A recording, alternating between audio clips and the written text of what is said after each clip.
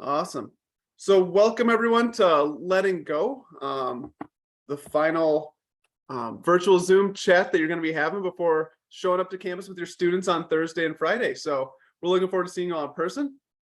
I'm Scott Ellis, admissions counselor. Most of you should know me. If you don't, welcome. Say hello to me this week when you see me on campus. Tonight, we're going to be hearing from Laura Roach, who I will introduce momentarily. But before I do, just for anyone who wasn't at that time, we're not going to have a chat open tonight, but Laura's going to give you her information at the end. She would very much encourage or would love to receive emails because she knows lots of the questions here tonight would be personal nature, so she'd rather answer those privately than in the whole group setting. So there will be a chance to connect with her, and she would love to connect with you. So I'm gonna Laura Roach is a licensed professional counselor in Appleton, Wisconsin. She previously served as a student advisor and instructor at Shepherd's College for 7 years. She's a good friend of the college, and she still enjoys working with us, and we're so grateful to have her. And her passion is to help individuals understand patterns that hinder growth and identify opportunities for change in their lives. So with that, I'm going to hand it over and welcome Laura. Thank you, Scott. I appreciate that introduction. So welcome, families. It sounds like Scott, did a great job of introducing you all to this program that we're having tonight. Letting go is hard to do. It can be. So wherever you are, before we even jump into things, what I'd like you to do is sit back, take a deep breath, and take a look at this screen. What I'd like you to do is repeat after me. Repeat these words to yourself. I can get through this. Now, what does that even mean? So for some people, it means this presentation because it's dinner time and you're probably hungry and you've got things to do. So for some of you, it may mean this presentation, but for others, getting through this means getting through this day, this week, this weekend, transitioning your student, transitioning your child to the newest chapter of their lives. Now, when we would do this in person, I would have people walk into the gymnasium where we would oftentimes have this seminar, and they would look at the screen and you had the gamut of responses. So some people would look at this and say, letting go is hard to do. I had people who would laugh and say, no, it's not. And then on the opposite spectrum, there would be people walking in, looking at the screen and burst into tears. So what I'd like to remind you as you tell yourself that I can get through this is that wherever you are in your journey, know that it's okay to have all the feelings that you're feeling. So this journey of independence is not only for your student, it's for you as well. And you know that even before this journey of Shepherd's College started, you were on a journey of independence for your child. And it's wonderful to watch them take their steps, and it can pull at those heartstrings. So we want to acknowledge that too. So take a minute, even before we start talking about what it looks like to let go tonight, just to allow yourself to feel what you're feeling and know that it's okay. So we are going to talk a couple of things about letting go. And one of the things we're going to talk about is this journey that you've been on so far. So letting go is not a one-time thing. It's going to have twists and turns, just like this road that you see in front of you. And what we know about the process of letting go is that it's going to evolve as your student grows, as they change, as they develop, and as they develop new skills. So we're going to ask a couple of questions this evening on this road to independence. Why do we hold on? What are some things that tend to get in our way when we're holding on to our student, our child, as they are, trying to find their wings, trying to move forward, and we say, no, no, no. What is it that is causing us to hold on? And then after we've identified some of those things, we're going to ask ourselves, how can we let go? So that's the journey that we're going to take tonight. And then, as Scott mentioned, I am more than happy to respond to emails as you reach out. Again, this can bring up a lot of stuff, and we want to acknowledge that and know that that's okay. So please feel free to reach out via email at any point if you have any questions. So again, as we look at these couple of questions, what I'd like to recognize is that as your student's journey begins at Shepherd's College, know that they've had a journey of education up to this point, most likely involving an IEP. So that individualized education program that sets out specific goals for your student to achieve in their schooling programs. And so it can be about math or reading or socialization, but I'd like to ask you, parents, families, caregivers, a question. Have you ever thought about an IEP for yourself?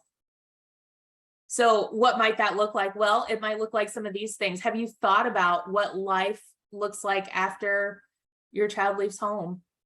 Have you thought about what your student's life might look like after your own death? So maybe you probably thought about those things. I would ask you, have you thought about the next three things? Have you thought about how you're willing to embrace these changes, especially life after your student leaves home? Have you thought about the need for self-awareness in these processes? Have you thought about where you're at emotionally and personally as your student leaves? Have you thought about the emotional adjustments that it will take to watch your student leave? Now, as a Shepherd's College advisor, I worked with many families just like yourself over the years, and I had the pleasure of watching so many students start their journey at Shepherd's College. I also had the pleasure of watching parents go on this journey themselves. And I will say, while there might be tears on the first day, I was actually very intrigued by the fact that oftentimes the students acclimated better to independence than the parents do. So I think that's very important to note, because you are in a process right now where you're looking at how this adjustment will affect you moving forward. So one of the reasons that we hold on is denial. And so I'd like to talk about that a little bit. I love this quote by Mark Twain, who says, "Denial ain't just a river in Egypt."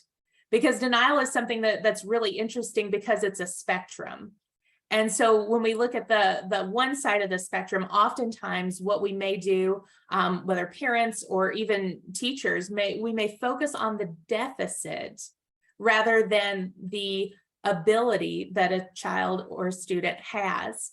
And so in looking at the deficit, we're always on the reactive. So we're saying, no, no, no, you can't do that. No, no, no, you're too young. No, no, no, that's not for you.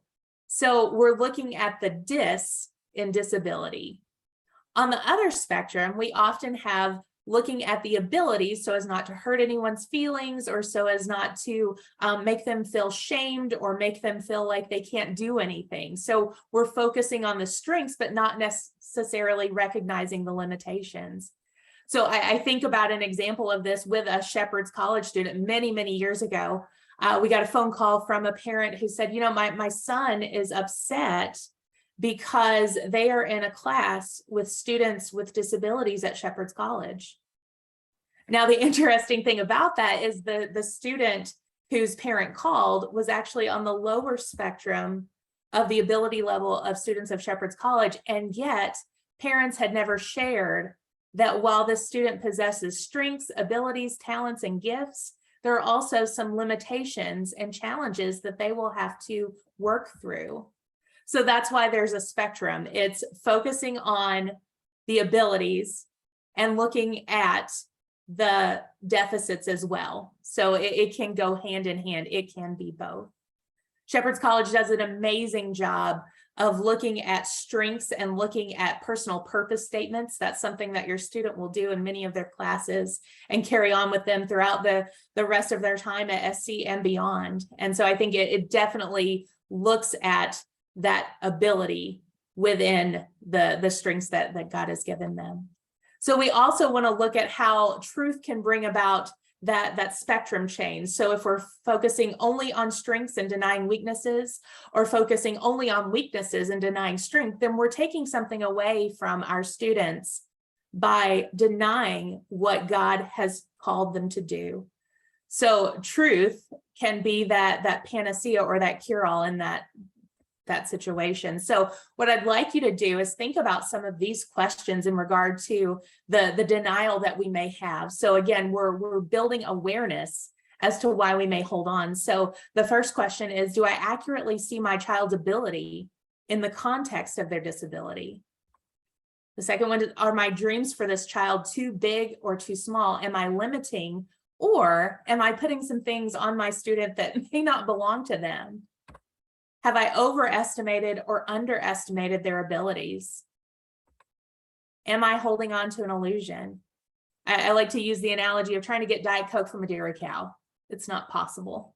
And so am I holding on to something that is just not there? Am I holding on to something that I had an idea of a long time ago that I just can't let go of? My student has moved on, my child has moved on, but I am in a position where I just can't let go.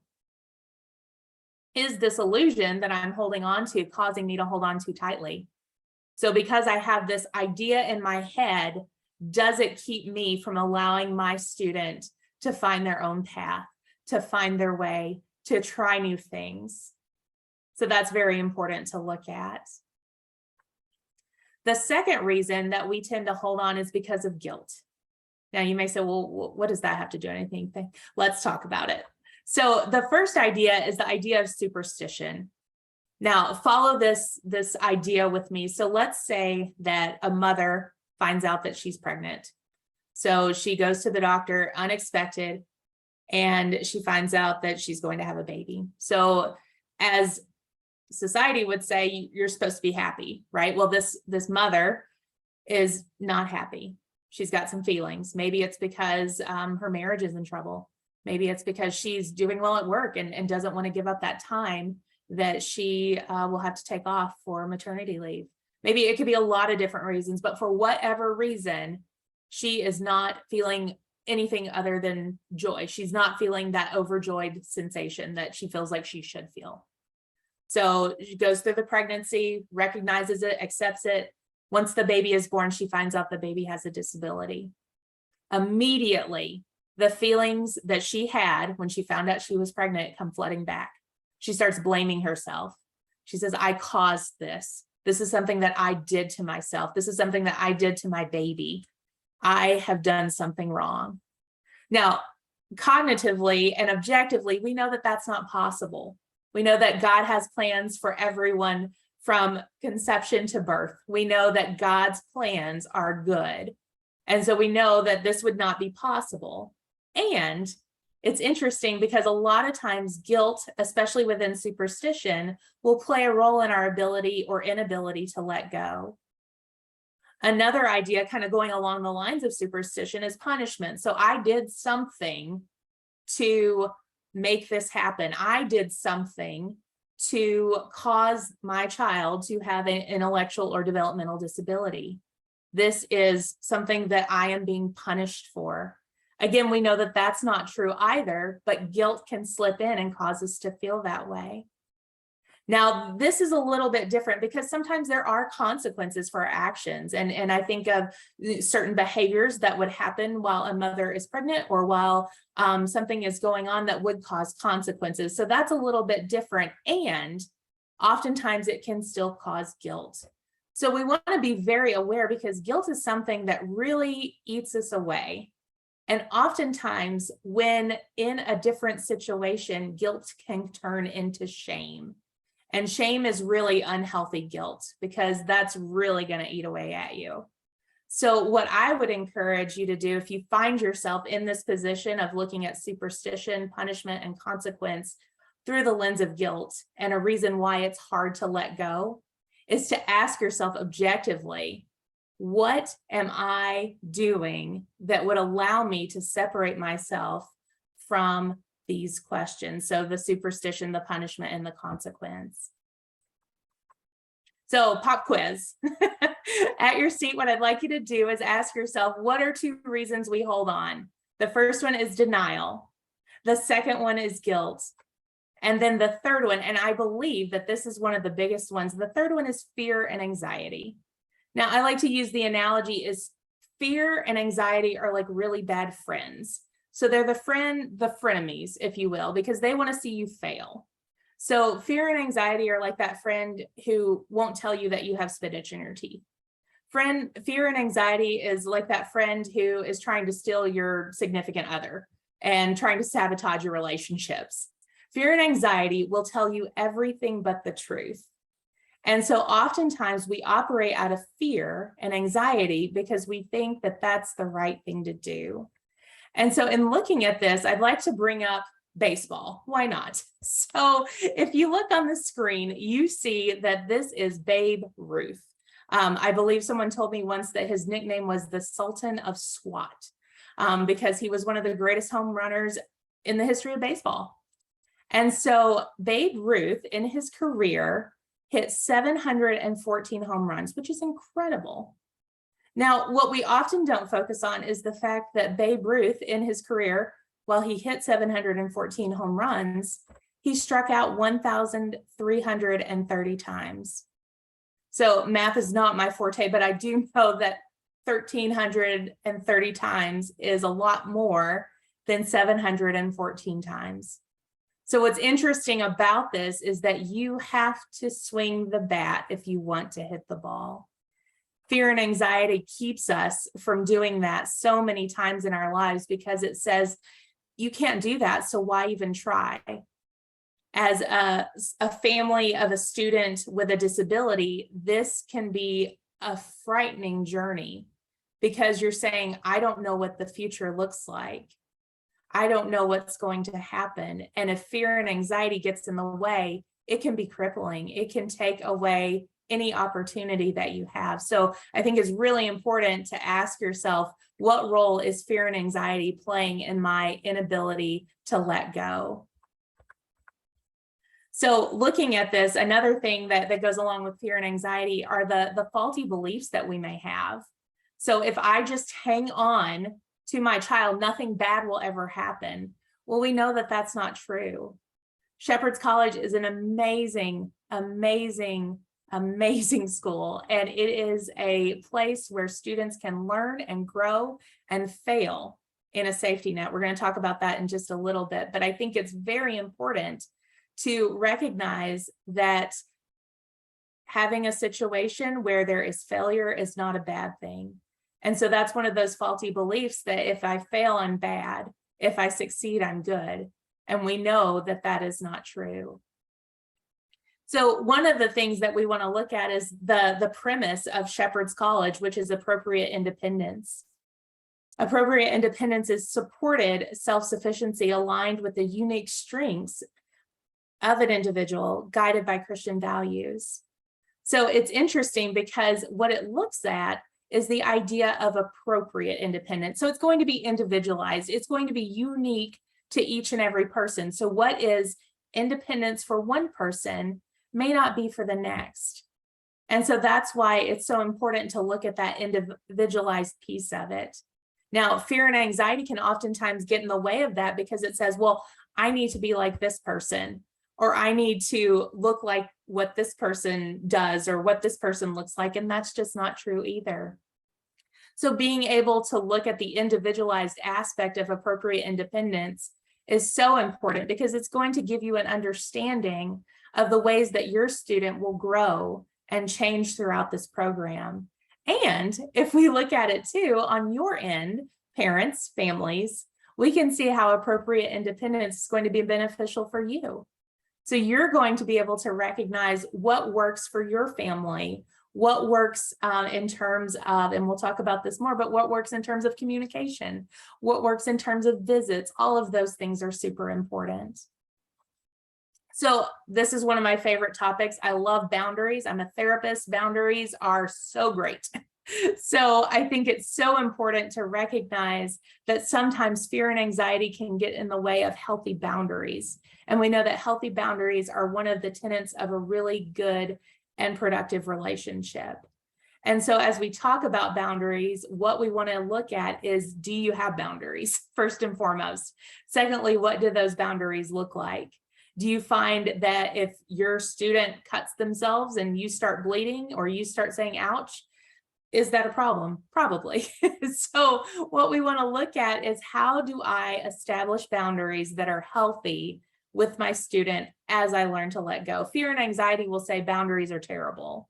The truth is that they are healthy and they are important in the process of letting go. So what I want you to do is to think a little bit about how you respond to boundaries. And so I'd like to bring up a couple, and you've probably seen this, but I'd like to bring up a couple of characteristics. And these are some things that staff and advisors have seen at Shepherd's College. So we're going to talk a little bit about the helicopter parents. So I can't see you all, but what I'd like you to do is refrain from poking the other person across from your screen. If you're trying to label your spouse or say, yep, you do that all the time, that might not be helpful. So looking at the helicopter parents. So if you are a helicopter parent, these are some of the characteristics that you may possess. Paying too close attention and orchestrating your kids' entire lives, talking a lot and giving too much advice, hovering over your kids so that kids don't make any mistakes or suffer any pain from any experience, raising kids who are overly dependent, neurotic, and less open. So that's a characteristic of a helicopter parent. So don't raise your hands in the chat box if you have any characteristics that would align with those. The second type of parent is a lawnmower parent. And a lawnmower parent tends to mow down any obstacles that they see in their child's path. Doesn't matter person, place, or thing. They'll do it all. Smooth over any problem that their child has so things can be as seamless as possible. And making sure that kids always look perfect. And if they don't or they aren't, they'll intervene and make it better right away. So those are some characteristics of lawnmower and helicopter parents. Again, I don't need to know, but what I'd like you to do is think about, do I have any of those characteristics? If so, what are they? And if so, how are they interfering in my ability to let go? So I like to use a lot of movie analogies in my practice when I'm working with patients. And as I was thinking about this presentation tonight, I couldn't think of a better analogy than a movie. Maybe you've all seen it, but I'll describe it a little bit. So there's this movie where someone whose wife was brutally murdered by a serial killer is in a situation where his son is left physically disabled. And then in this weird chain of events, the son is kidnapped and the dad has to chase the kidnapper with a woman with an intellectual disability. Now, I'm wondering, do any of you know what movie I'm talking about? If you don't, it's the movie Finding Nemo. So maybe you've seen it. I don't want to ruin the ending for you or anything, but looking at this is a great example of letting go. So I'd like to look at a couple of scenarios and scenes from the movie Finding Nemo as we talk about what's going on in this process of letting go. So the first scene is set up where Marlin is taking Nemo to school and he's talking with some of the other parents and he goes up and he says, what's going on today? And they're talking about going to different places and going on a field trip. And one of the fish, Bill, says, I had a really tough time when my oldest went to the drop off, which was the kind of scary place that they're going. And Marlin says, well, they got to grow up some. The drop off, they're going to the drop off. What are you, insane? Why don't we just fry them up and serve them with chips? So Marlin just cannot believe that something that he would deem inappropriate, unsafe, unhealthy is happening to his child when actually it's a good, healthy, and safe thing. And he has support. The second example is when Nemo has been kidnapped and he finds himself in a fish tank in a dentist's office and he's in a tube. And so he's struggling, he's having a problem. And we know that Nemo has a disability, he has a little fin. And so when he's struggling and trying to get out, he's yelling for help. And one of the fish says, nobody touch him. Nemo says, hey, can you help me? And Gil says, you got yourself in there, you can get yourself out. And Nemo says, but I can't, I have a bad fin. And Gil turns around and he has his own disability. And he said, well, that never stopped me. So it's interesting how you can see these two juxtapositions of one person responding to a disability versus another.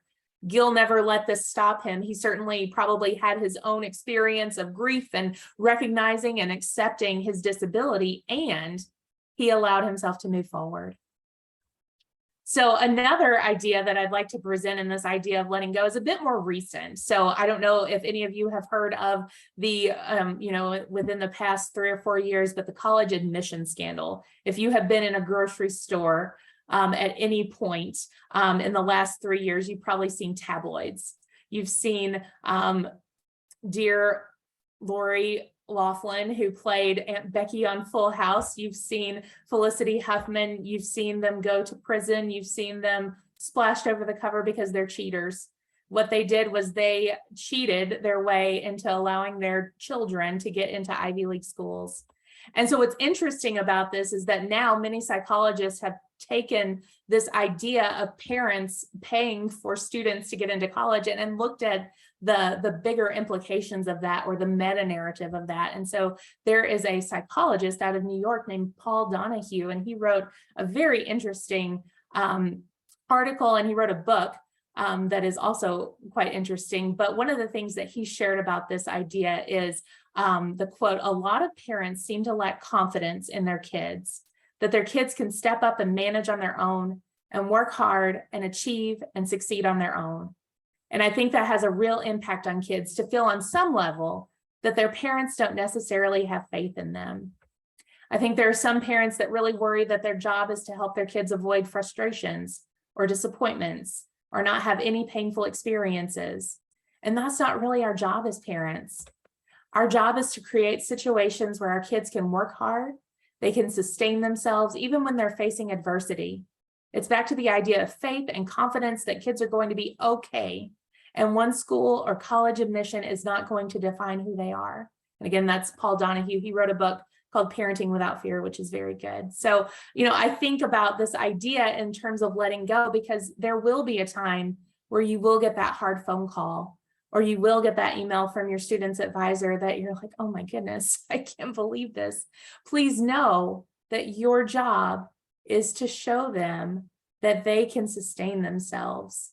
And so it's interesting, if we look at this, we can fill in the blank. We can say, okay, at Shepherd's College, it's back to the idea of faith and confidence that the kids are going to be okay. And one demerit or one roommate argument isn't going to define who they are. And actually, you can fill that in the blank. You can fill in the blank for yourselves. Whatever that is that you're going through, maybe as a family, you can say, okay, this isn't going to define who they are, who I am, who our family is. And so that's a very important truth to identify when you're in the process of letting go. So going back to the idea of boundaries, we know that there's a spectrum. Just like denial is a spectrum, boundaries are a spectrum. And so we want to find that happy medium. So if you look at the beginning, the one side of the spectrum of apathy is I don't care, you do you, whatever, I'm not giving you any any feedback, you just make it, you figure it out. The other spectrum is coddling or caretaking to the point where students do not learn how to do something themselves. The happy medium for that is caring. So I'm going to care for you, and I'm going to example for you that there are some things that you can do on your own. And the same is true in all of these. So looking at the differences between irresponsibility and being over responsible, all the way to boundless to rigid. So it's important to focus on that center column of the happy medium of being caring, responsible, encouraging, accepting, communicating, understanding, honest, and flexible. So one of the quotes that I love, as we look at one of the reasons that we're holding on, we also look at why we are in a position where we can let go. To avoid situations in which you might make mistakes may be the biggest mistake of all. So if that's not encouragement to let go, then I don't know what is. So what we're going to do today is we're going to look at letting go. So we've talked about why we hold on. Now we need some solutions. Now we need some solutions in order to let go. So what I'd like you to do, again, at the beginning of our time together, I asked you to repeat something on the screen. I'd like you to do the same. I want you to say this word, fail. All right, and now I want you to repeat the phrase, it's okay to fail. Now, when we would do this in a gym setting with everyone together, I would love watching parents, because some people weren't even able to say this. Some people weren't even able to utter the words, it's okay to fail. And so I really think it's important for you all to look at this word and recognize that it is okay to fail, and there is going to be failure, and that's okay. Now, in this scenario, my FAIL stands for an acronym. So we're going to go through that acronym. FAIL stands for starting with the F, foster relationships. So one of the reasons that we've identified that it's hard to let go is because of the idea that our student is in a position where they are not able to leave home. Well, now that you are in the position where you're sending your child off to college, you know that that's not true. And now you might find that you have an empty bedroom. Now you might see this person and recognize that you have a spouse again. You might recognize that there are other children in your home.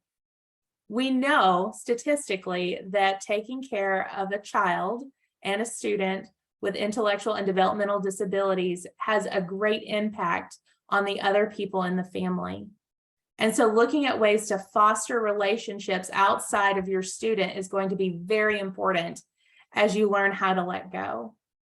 Fostering relationships with the people around you in your home, but also out in the community.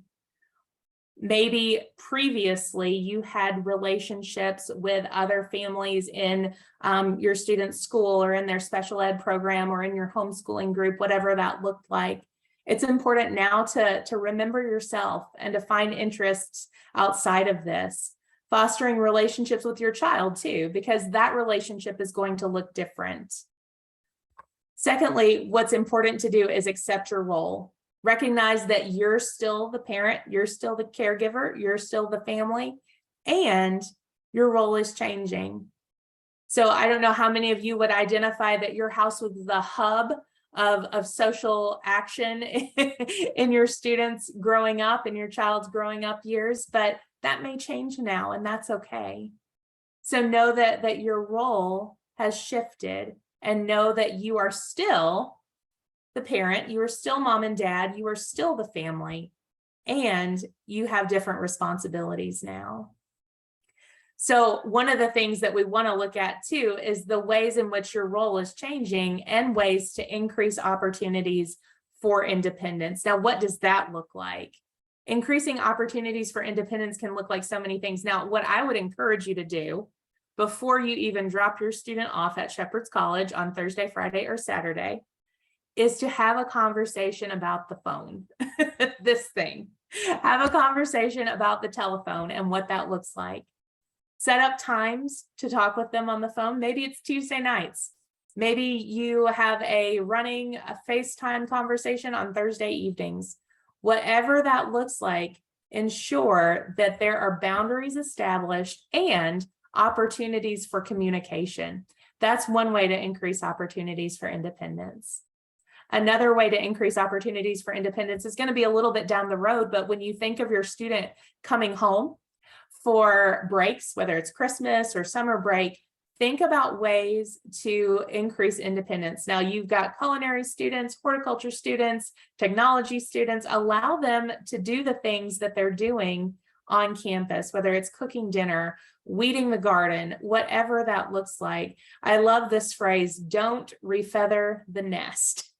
So make sure that you give them opportunities to increase independence, both while they're at school, whether it's, making sure that you're not bailing them out if they need more money, or making sure that they have a certain appropriate amount of technology usage, and at home when they are on breaks, give them opportunities to practice what they're learning at Shepherd's College. Now, we've talked about the F of fostering relationships. We've talked about the A of accepting your role. We've talked about the I of increasing opportunities for independence. And the second one is one of the most important ones, which is love unconditionally. Now, as I mentioned before, there's going to be that time when you get that phone call or you get that email and you're going to shake your head and say, oh my goodness, I can't believe this is happening. Please know that this is a perfect opportunity for you to practice unconditional love for your student. You have the opportunity to show them the ways in which they can correct what's going on and give them the independence that they need to do that, while giving them that safety net of unconditional love and acceptance. That unconditional positive regard is so important as students are finding their way, as they're learning how to, rely on themselves. And it's going to last them a lifetime as you foster that, as you help them with that. So again, know that there will be times when you wonder what in the world is going through their head, what in the world is going on. Know that that is a perfect opportunity to love unconditionally. And that's one of the ways that you can let go. If you're relinquishing control and allowing them to make mistakes, allowing them to make their own choices, but giving them that support and love that will encourage them in so many different ways. So what I'd like to also give you in this toolkit, so we've talked about failing and how that's one of the ways to let go. I'd like to give you 3 questions. So first and foremost, what I'd like you to do, if you find yourself in a position where you're struggling to let go, ask yourself, is this for me or my child? If you find that you're making decisions or you're holding on a little too tight and you recognize, hey, this is for my comfort, my safety, my abilities, then it may be something that you want to look into a little bit more. The second question is, can my student, my child, can they learn to do this for themselves? If they can, then by all means, let go. If you find that, hey, they need a little support, but again, it goes back to that appropriate independence where they are able to individualize their needs, and I can help them a little bit, or Shepherd's College can walk with them through this a little bit, and they can learn to do it on their own, then certainly let go. And then the third one is, does this violate a moral value or principle? Now, if the answer is yes, then certainly there will be a need for more help and more assistance. But if you can say, okay, no, it doesn't violate anything, then you have the ability to let go. So I do appreciate you all taking time. I know this is a very busy time and I know you have a lot on your plate. So thank you so much for your time. Thank you for your ability to come together. And I do hope that this year is a wonderful first year for not only your student, but for you as well. And please know that if you have any questions, you are welcome to reach out to me. My email address is lroach@wlcfs.org. And if you have any questions or concerns, please feel free to reach out at any point. Thank you so much for your time. Yeah, thank you, Laura. This is great. Once again, like Laura said, please do reach out to her if you have any questions or anything you want to talk through with her. She's a great resource. That's why I bring her on here. I'd love to keep working with her even after her time at Shepherd. So yeah, we look forward to seeing everyone. One other update, our technology and dating talk that we had last week, links for that will be sent out tonight by Scott Perkins. So be on the lookout for that if you weren't able to attend that last week. But yeah, with that, everyone have a great night, and we will see you in 2 or 3 days, depending on when your meetings are scheduled. So have a good one.